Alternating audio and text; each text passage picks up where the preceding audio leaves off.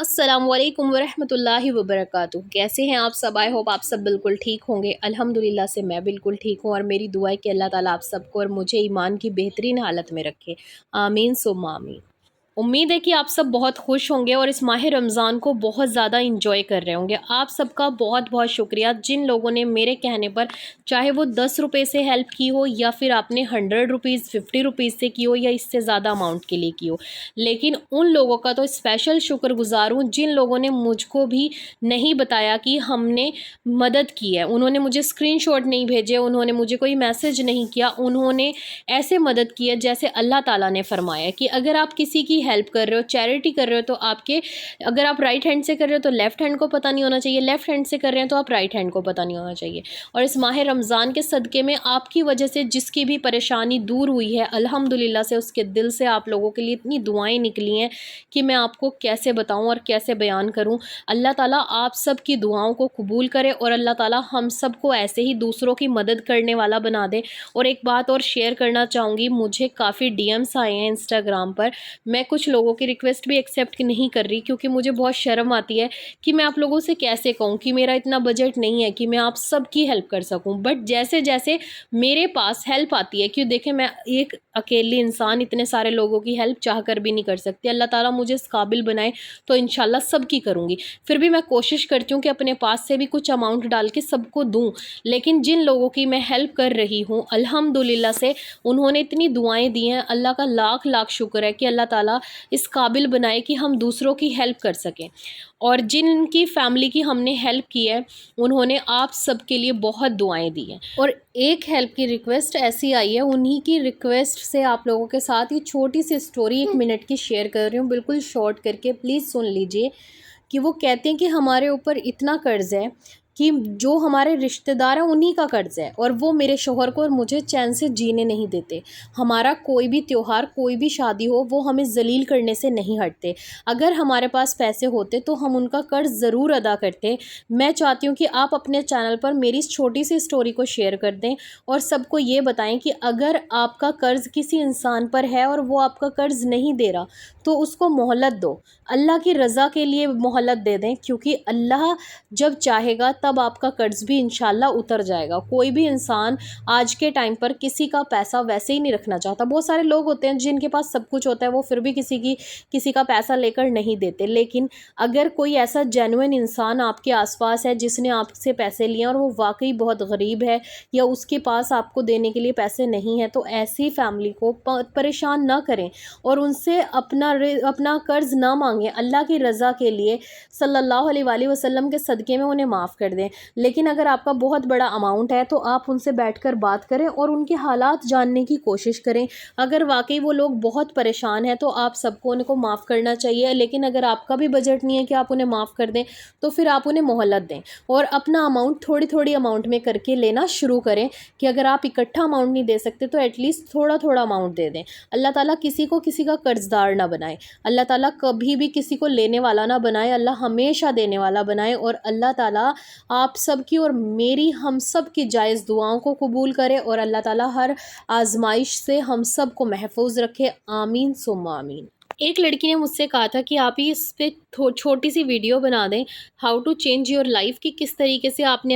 اپنی لائف کو چینج کیا ہے۔ آج آپ کو میں یہی بتاتی ہوں کہ how to change my life, ٹھیک ہے۔ سب سے پہلی بات ہے کہ میں نے سب سے پہلے استغفار کرنا شروع کیا۔ نمازیں چل رہی تھی، دین کی نالج تھی، پردے کی نالج تھی، پردہ کرتی بھی تھی، شادی سے پہلے ہی حجاب کرتی تھی الحمدللہ، شادی کے بعد میں نے عبایا اور نقاب کرنا شروع کر دیا ماشاءاللہ سے۔ اور سب سے بڑی بات یہ ہے کہ بچپن سے ہی میرے اندر ایک عادت تھی کہ جب بھی ہمارے گھر پہ کوئی بھی غیر محرم آتا تھا، یہ میرے پیرنٹس نہیں کہتے تھے کہ تم جا کر چھپ جاؤ یا سامنے مت آؤ، پتہ نہیں کیوں ایک اندر سے ایک ایسی چیز ہوتی تھی، چاہے وہ پاپا کے فرینڈس ہوں، بھائی کے دوست ہوں یا کوئی بھی ہو، جب بھی کسی غیر محرم نے ہمارے گھر آنا، میں نے کبھی بھی ان کے سامنے نہیں آنا، میں نے ہمیشہ اپنی امی کو کہہ دینا کہ میں ان کے سامنے نہیں آؤں گی، نہ میں ناشتہ لگاؤں گی، جبکہ میری امی ہمیشہ کہتی تھی کہ بیٹے وہ تو ہمارے رشتہ دار ہیں، وہ تو ہمارے یہ لگتے ہیں، میں ہمیشہ کہتی تھی کہ نہیں، بس مجھے نہیں آنا، مجھے انکمفرٹیبل فیل ہوتا تھا ہمیشہ سے نا، مطلب میں سب سے دور رہنا چاہتی تھی، کسی سے بھی میں ملتی نہیں تھی اتنی زیادہ نا، لیکن ہاں الحمدللہ ساری لیڈیز سے میں ملتی تھی۔ دوسری بات، میں کبھی کسی کے گھر جا کے نہیں رہتی تھی، کیونکہ مجھے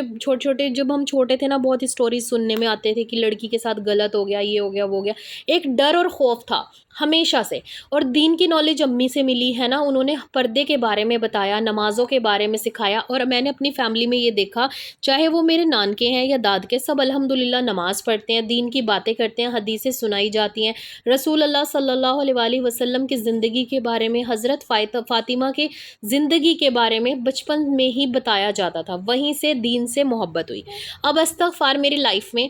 بہت زیادہ ٹائم پہلے نہیں آیا، الحمدللہ سے 2 سال سے مجھے استغفار کا پتہ ہے۔ اس سے پہلے مجھے پتا تھا کہ استغفار کرنا ہے، استغفر اللہ پڑھنا ہے، یا پھر میں زیادہ تر یہ والا استغفار پڑھا کرتی تھی، استغفر اللہ ربی من کل ذنب واتوب الیہ۔ یہ بھی نہیں پتا تھا کہ چھوٹا استغفار بھی ہم کر سکتے ہیں۔ پھر ایک میت میں مجھے پتا چلا تھا کہ اس ٹائم پہ کہ استغفار تو ہمارے لیے کوئی پڑھ کے ثواب پہنچا ہی نہیں سکتا، کیونکہ آج کل آپ نے دیکھا ہوگا جب کسی کی میت ہو جاتی ہے، انتقال ہو جاتا ہے، تو لوگ استغفار پڑھنا شروع کر دیتے ہیں۔ تو بہت سارے جو عالم ہیں وہ کہتے ہیں کہ استغفار آپ کسی کو پڑھ کے نہیں بخش سکتے، استغفار پڑھ کے آپ اپنی مغفرت کی اور دوسروں کی مغفرت کی دعا ضرور کر سکتے ہیں، ٹھیک ہے؟ مطلب جیسے ہم درود پاک پڑھ کے ثواب پہنچاتے ہیں، کوئی بھی سورہ پڑھ کے ثواب پہنچا سکتے ہیں، سورہ یاسین پڑھ کے ثواب پہنچا سکتے ہیں، لیکن ہم استغفار پڑھ کے یہ نہیں کہہ سکتے کہ استغفار کا ثواب فلاں مرحوم کو پہنچ جائے۔ اور یہ بات حقیقت ہے، اس کے اوپر مجھ سے کئی لوگوں نے میرے انسٹاگرام پر اور یوٹیوب کے کمنٹ باکس میں بحث بھی کی ہے، لیکن استغفار آپ اپنے لیے جتنا چاہیں اتنا کر سکتے ہیں، اور استغفار کی برکت سے آپ کی مغفرت بھی ہوتی ہے، آپ کو دولت بھی ملتی ہے، آپ کو اولاد نرینہ بھی ملتی ہے، اور آپ کی ہر مشکل آسان ہو جاتی ہے، جو دنیا میں آپ مانگ رہے ہیں وہ بھی آپ کو ملتا ہے، چاہے وہ شادی ہو، بچے ہوں، بزنس ہو، گھر ہو، کچھ بھی ہو، اللہ تعالیٰ کی رحمت آپ کے اوپر نازل ہوتی ہے۔ تو استغفار سے میری لائف میں 5 وقت کی نماز اور تہجد آئی، الحمدللہ چھوٹے چھوٹے مسئلے بہت آسانی سے حل ہونے شروع ہو گئے۔ جو ایک ڈر اور ایک خوف تھا کسی سے ملنے کا، کسی کے سامنے آنے کا، ہمیشہ یہ ڈر لگا رہتا تھا کچھ برا ہو جائے گا، کیا ہوگا فیوچر میں، وہ الحمدللہ سے اللہ سبحانہ و تعالیٰ نے وہ ساری ٹینشنز ختم کر دی، جتنے بھی وسوسے آتے تھے وہ سب ختم ہو گئے۔ یہاں تک کہ جو مجھے نماز میں نے آپ لوگوں کے ساتھ سب سے پہلے وسوسوں کے اوپر ہی ویڈیو شیئر کی تھی کہ وسوسے آتے تھے، برے برے خیال آتے تھے نماز پڑھتے ہوئے، ہے نا، تو اللہ کے بارے میں، رسول اللہ صلی اللہ علیہ وآلہ وسلم کے بارے میں، تو استغفار کی برکت سے الحمدللہ سے وہ بھی ختم ہو گئے ہیں۔ اور بھی اللہ تعالیٰ نے بہت ساری چھوٹی چھوٹی بڑی مشکلیں آسان کی ہیں، اب ڈر نہیں لگتا، اب وسوسے نہیں آتے، اب دل لگتا ہے نمازوں میں، قرآن پاک میں، اللہ کے ذکر میں، اور آپ لوگوں کے ساتھ ڈیلی ایک ویڈیو بنانے کے لیے وقت نکال پاتی ہوں،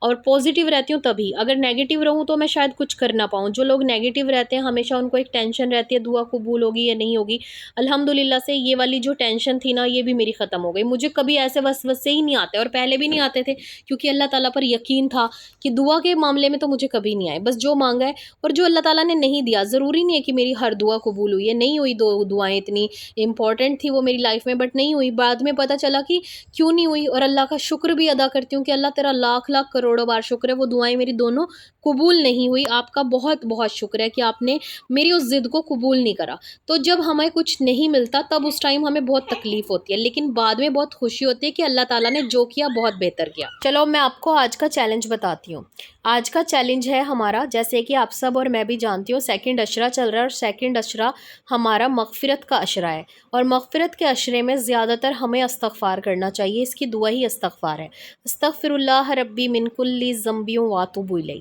اگر آپ بڑا استغفار پڑھتے ہیں تو آپ 2000 کا ٹارگیٹ بنا لیں کہ دن میں آپ نے پڑھنا ہی پڑھنا ہے، یا 1000 کا بنا لیں۔ اگر آپ کے پاس کام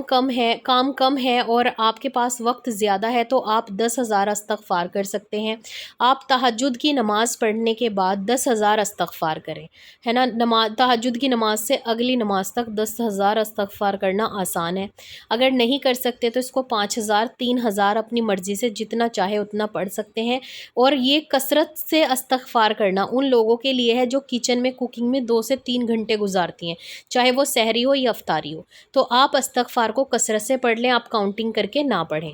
آپ نے 500 بار درود پاک پڑھنا ہے دن میں، ہر نماز میں 100 ٹائمز صرف چھوٹے والا درود پاک پڑھ لیں، اور اپنا ایک پارہ کمپلیٹ کریں، ٹھیک ہے؟ آج آپ لوگوں کے 12 پارے کمپلیٹ ہو جائیں گے جو ترجمے کے ساتھ کر رہے ہیں الحمدللہ سے۔ چیریٹی ضرور کریں، چاہے آپ 100 روپیز نکالیں، 50 روپیز نکالیں، صدقہ نکالیں۔ اگر آپ لوگوں کے اوپر زکوٰۃ واجب ہے تو اپنی زکوٰۃ کے کچھ پیسے ابھی سے سٹارٹ کر دیں نکالنا، تاکہ رمضان کے اینڈ تک آپ اپنی پوری زکوٰۃ نکال سکیں۔ زکوٰۃ آپ کسے دے سکتے ہیں، کون ایلیجیبل ہے لینے کے لیے، کون دینے کے لیے، کسے دینی چاہیے، کسے نہیں دینی چاہیے، کتنے پہ کتنی نکال سکتے ہیں، کیا یہ رمضان میں ہی دینی ضروری ہے، ساری انفارمیشن میری اس ویڈیو میں ہے۔ میں اس کا لنک آپ کو پوسٹ میں دے رہی ہوں، ٹھیک ہے؟ پوسٹ میں جا کر میری زکوٰۃ والی ویڈیو آپ لوگ دیکھ سکتے ہیں۔ اب آپ نے 100 ٹائمز یہ والی دعا پڑھنی ہے موسیٰ علیہ السلام کی، ربی انی لما انزلت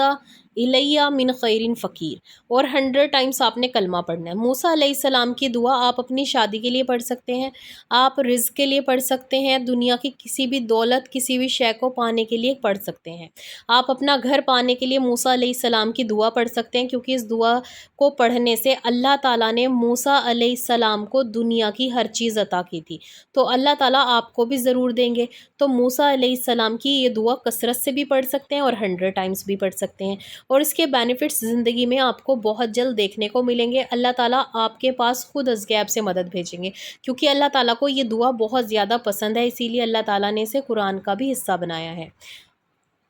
ہماری آج کی پہلی دعا ہے نیہا تبسم کے لیے، جو لکھتی ہیں میں بھی استغفار پڑھتی ہوں، میرے لیے نیک اور صالحین اولاد کے لیے دعا کیجیے آپ ہی، انشاءاللہ اللہ تعالیٰ آپ کو نیک اولاد سے نوازے اور جلد سے جلد آپ کو اولاد والا بنائے۔ استغفار پڑھنے کے ساتھ ساتھ سورہ بقرہ بھی پڑھنا شروع کر دیں۔ اور نیکسٹ دعا ہے، یہ لکھتی ہیں السلام علیکم ورحمۃ اللہ وبرکاتہ۔ وعلیکم السلام، پلیز دعا کرنا میرے لیے، اللہ سبحانہ و تعالیٰ مجھ سے راضی ہو جائے انشاءاللہ، اور آپ سب بھی ان کے لیے دعا کریں، اور میرے لیے بھی اور آپ سب کے لیے بھی، کہ اللہ تعالیٰ ہم سب سے راضی ہو جائے، اللہ تعالیٰ ہم سب کی پریشانیوں کو دور کرے اور ہمیں اپنے نیک بندوں میں شامل کر لے، آمین ثم آمین۔ انم کے لیے سب نے دعا کرنی ہے، یہ بہت زیادہ پریشان ہے، لیکن سب کے لیے ایک میسج ہے کہ آپ سب نے دعا کے لیے چھوٹا سا میسج کرنا ہے، کیونکہ لوگ اتنی زیادہ لمبا میسج دیکھتے ہی ڈر جاتے ہیں۔ تو میں آپ کو ان کی مین دعا بتا دیتی ہوں۔ انہوں نے کہا ہے کہ میں بہت زیادہ پریشان ہوں، ہیلتھ ایشوز سے، اسکن سے ریلیٹڈ ہے، کافی سال سے پریشان ہوں، ڈاکٹر بھی چینج کر کے دیکھ لیے، میڈیسن کھا کر پریشان ہو گئی ہوں، پلیز اللہ تعالیٰ سے دعا کریں کہ اللہ مجھے مکمل شفا